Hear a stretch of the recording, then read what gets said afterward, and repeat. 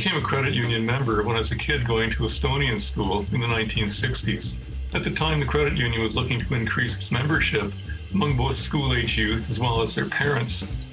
So they gave every kid in the school a little piggy bank to save their money. I saved up, and every now and then I would empty out my savings and before school started, make my way up to the bank in the Estonian house and deposit my coins into my account. Hi, my 96-year-old father was a founding member of the Latvian Credit Union back in 1959. My mother was the first teller, and she meticulously entered by hand people's deposits in their bank book. The manager, Mr. Preisbergs, would oversee these entries and ensure that everything balanced by the end of the day.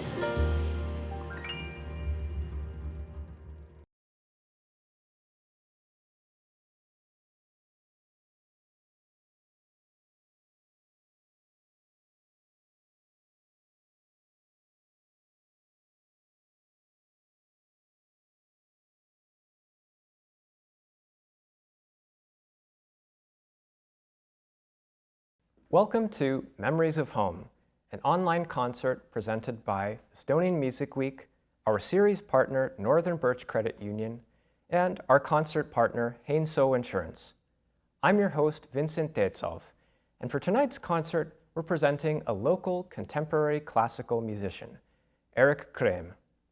Kreem is a pianist, cellist, composer, and conductor who began his foray into the classical music scene at an early age. For instance, in 2017, he debuted a movement of his first symphony with the Cathedral Bluffs Symphony Orchestra. More recently, he's been a student of classical music composition at the University of Toronto's Faculty of Music. If you're in Toronto, you might have seen him perform at the after-party that followed Estonian Music Week's night at Kerner Hall. Before we get to the music, however, we thought it would be good to talk with him a little bit about his musical origins, his thought processes, and improvisation in a classical music context. Erik, thanks for stopping by. Hey Vincent, yeah, it's really great to be here. Your compositions bring up a lot of different mental images and feelings, and I think I can speak on behalf of all of us in being curious about how your songs come to life. So to start out with, what was it like growing up at home, and what were some foundational experiences that made you decide that you wanted to be a musician? Yeah, you know, I was really lucky to grow up in a musical family, and I was encouraged and had the opportunity to study piano and classical music from a young age. I wouldn't say that I always knew that I had this brewing passion. But I was really lucky to get the chance to study it, and also at school to take part in orchestra strings class where I learned to play the cello. I was really happy to be able to discover the world, really vibrant world of classical music concerts and recordings pretty much by myself, because while I did have a family that encouraged my classical music, it wasn't something that was playing at home. It wasn't also something that was playing at school or at concerts with friends. And it was really exciting to discover this gem of an artistic world that really most 13 and 14-year-olds aren't that interested in. Would you say that piano is your preferred musical instrument? And also, do you approach composition and performance differently when you're playing the cello as opposed to playing the piano? Yeah, well, it's really interesting. Piano's a double-edged sword, right? Because you have so many tools. You have these 88 keys, and you can do so many things with them. And yet, it's also so restrictive. You know, the actual timbral range of the instrument is limited compared to other instruments where you can do so many cool things. Phrasing isn't really a thing. You have to fake it till you make it, because you know as soon as you hit the keys, they start to decay. But on the other hand, it's such a powerful instrument because you can have these orchestral colors and really broad full sounds just with your 10 fingers. And so it's been a really practical instrument for me as a composer, because I can take the ideas that are in my head fully formed and put them right into this single instrument.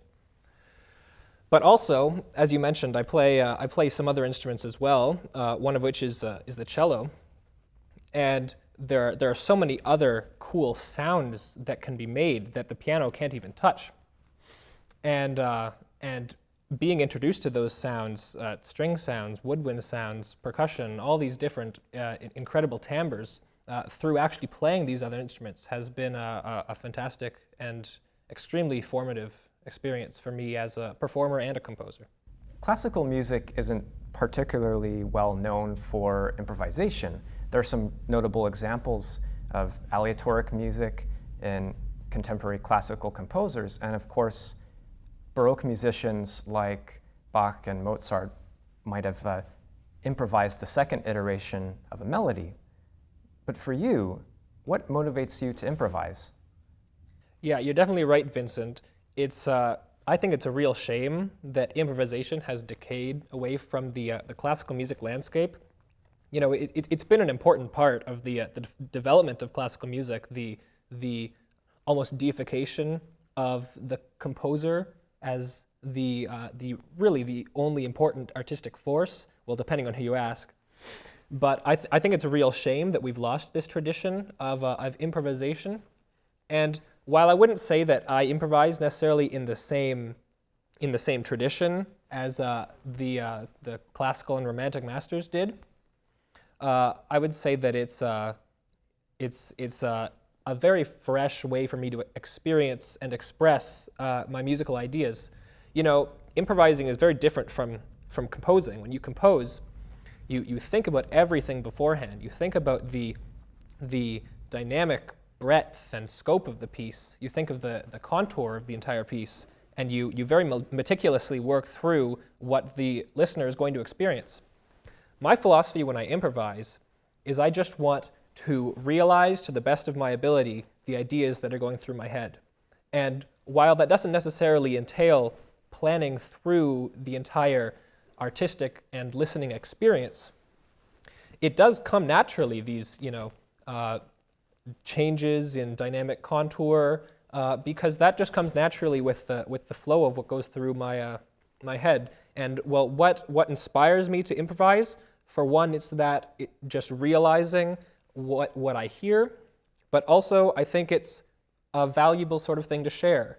And I think, for one, people might just be curious what it sort of sounds like in my head, and improvising on the piano is really the most efficient means to realize that I've found. What's going on between your mind and your hands when you are improvising? Yeah, well, inevitably, there's going to be a fair bit of muscle memory, right? When you play the piano, there are very distinctive forms that come to mind, and physical forms as well. But I do try as much as possible to minimize the muscle memory part of things, because really what I'm trying to do when I improvise is find an efficient means of realizing what's going through my head. Sometimes I'll try to plan things out as I'm going, which will entail some sort of multitasking. But really, it's in real time realizing what I'm hearing. Do you experience different feelings between playing your own music and the compositions of others? Like, do you have a sense of home when you're playing your own compositions? Does it feel familiar or welcoming? The biggest thing with interpreting a score is you want to do justice to it, right? And especially when you respect the composer so much, playing someone else's music, you really feel like you have a duty to not just the composer, but to the whole artistic world, that is your listeners, to do the score justice. And while that's a really fascinating and exciting part of score interpretation, I find that when I play my own music, it's satisfying and relieving in a way to feel like I don't have a duty to anyone, except maybe myself.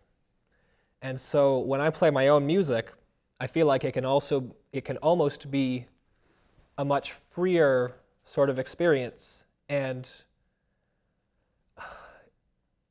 I do feel at home when I play my music. I think that's a great way to put it, Vincent. Yeah. As a composer and performer, do you find that you're searching for something deeper with your music, or have you already discovered something deeper and you're sharing with us as an audience? Yeah, that's a tough one. I think it's a bit of both. I think, on a surface level, the impetus behind me composing a piece is I have an idea that I've created and developed and that I want to share, an explicit musical idea. But you're right that a lot of the listening experience is not the objective notes in the music. There's such an important subjective element to music listening and appreciation that comes forth just from the listener's own imagination. And as a composer, I'm not able to control that. I'm just able to kind of guide it or maybe inspire it. And so I'd say it's a bit of both. There's some sharing of what I've already found, but there's also a lot of me doing my best to bring forth things that have not yet been found. So it's really an exploration as you go along sometimes. For sure, yeah. Has your Canadian-Estonian upbringing impacted musical techniques or themes in the way you create music? Yeah, for one, I'm really inspired by the Estonian composers that have come before me, and of course the Canadian composers as well. For Estonia, this small country, there's a really, really rich musical heritage and landscape, and it's something that I'm very proud of. And when we study classical music, we study the great German and French and Italian masters, but there's so much to music that is outside of just the foundational 17th and 18th and 19th century music that we feel so comfortable in.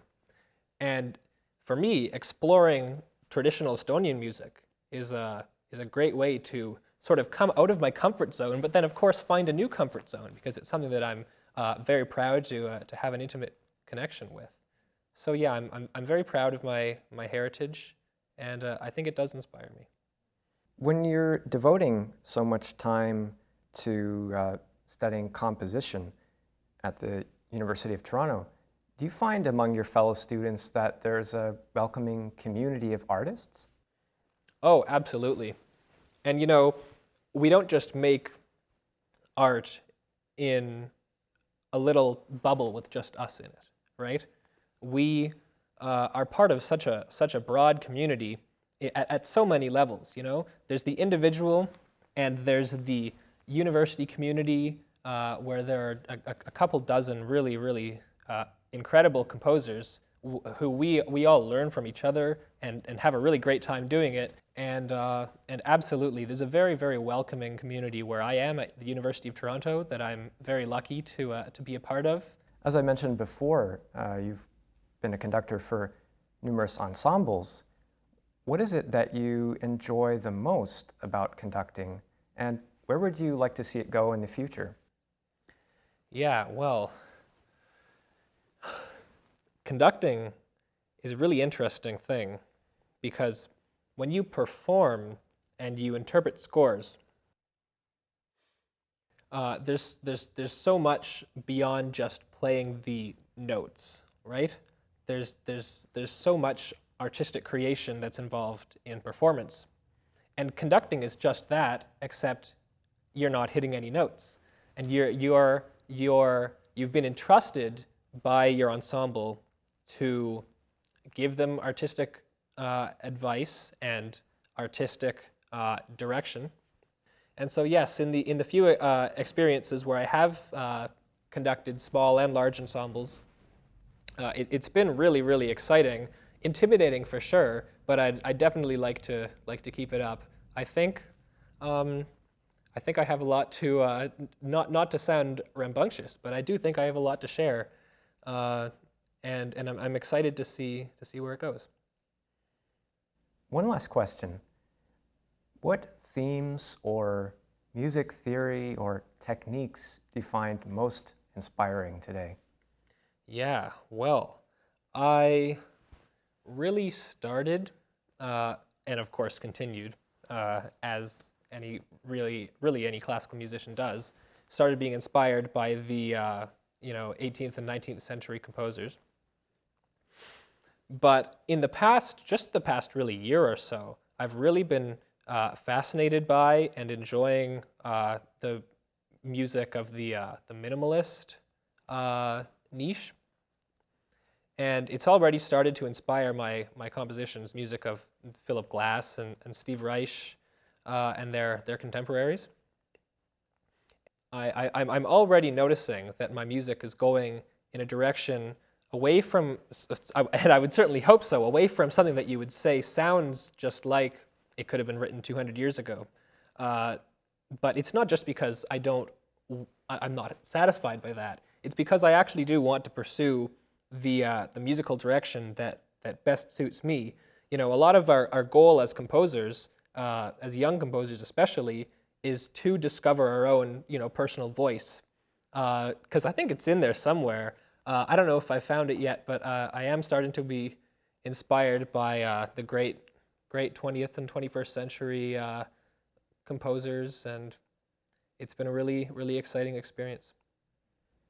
Well, thanks so much for sharing your thoughts so eloquently, and it's been a pleasure to have you be a part of Estonian Music Week again. For sure, yeah. I've been really, really happy to share my music here at Estonian Music Week. Thanks so much for having me, Vincent. In our next segment, Erik will perform a few original compositions, as well as an interpretation and some improvisation as well. Enjoy.